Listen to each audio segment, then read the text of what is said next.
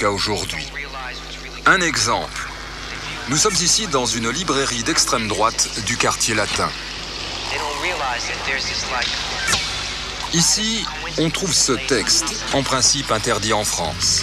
Les protocoles des sages de Sion, un ouvrage qui théorise le mythe du complot juif visant à dominer le monde. Vendu à des millions d'exemplaires à travers la planète, c'est une référence pour tous les antisémites. Pourtant, les historiens ont prouvé qu'il s'agit de l'œuvre d'un faussaire russe du 19e siècle. Il s'agit d'un faux complet qui vise à expliquer que les Juifs dominent le monde et que pour dominer le monde, ils ont mis au point une stratégie très particulière qui est la stratégie du chaos. Cette stratégie du chaos consiste à partout déclencher des guerres, toutes plus sanglantes les unes que les autres, afin de pouvoir s'emparer du pouvoir au niveau planétaire après avoir rendu le monde exsangue. Pour l'historien Renaud Maric, le vieux mythe décrit dans les protocoles rejoint des fantasmes beaucoup plus récents, ceux-là.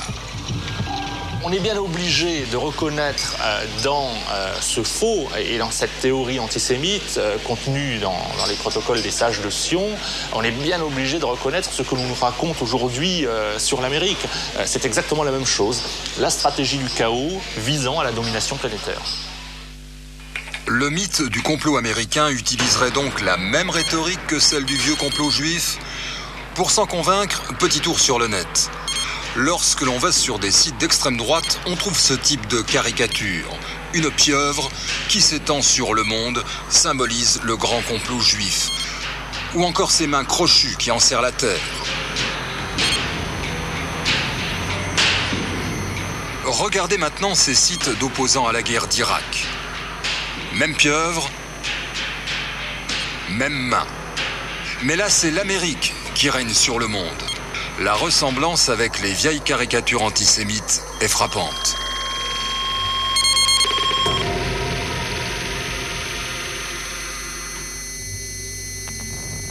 Je dirais qu'en matière de complot, qu'importe le flacon, ce qu'il faut faire passer, c'est une idée. Cette idée, quelle est-elle ? Ce que vous voyez n'est pas la réalité. Les politiques ne dirigent en fait rien. Et il existe en coulisses de véritables maîtres du monde. Quand les maîtres du monde américains d'aujourd'hui remplace les maîtres du monde juif d'hier, c'est le signe d'une terrible confusion des esprits. Alors, comment en est-on arrivé là ? Autre retour en arrière pour comprendre. 1989, une période charnière. Le mur de Berlin tombe, le bloc communiste implose. Une nouvelle ère s'ouvre, bien plus complexe que la précédente. Depuis la fin de la guerre froide, le monde ne se divise plus en deux, mais le monde a éclaté en un certain nombre de pôles contradictoires, et donc il a perdu sa cohérence, il a perdu sa clarté. Pendant 50 ans de guerre froide, on pouvait attribuer chaque événement à un camp ou à un autre. Désormais, ça n'est plus possible.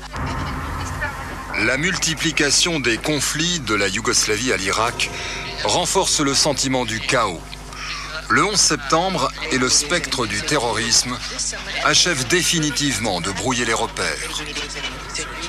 C'est des périodes où les gens sont dans l'instabilité, dans la peur, à la recherche de nouvelles façons de fonctionner collectivement. Et une des premières façons de fonctionner collectivement qu'on trouve, c'est la désignation d'un complot, qui nous met tous ensemble comme un petit troupeau de moutons dans un coin en disant « le méchant, il est là ».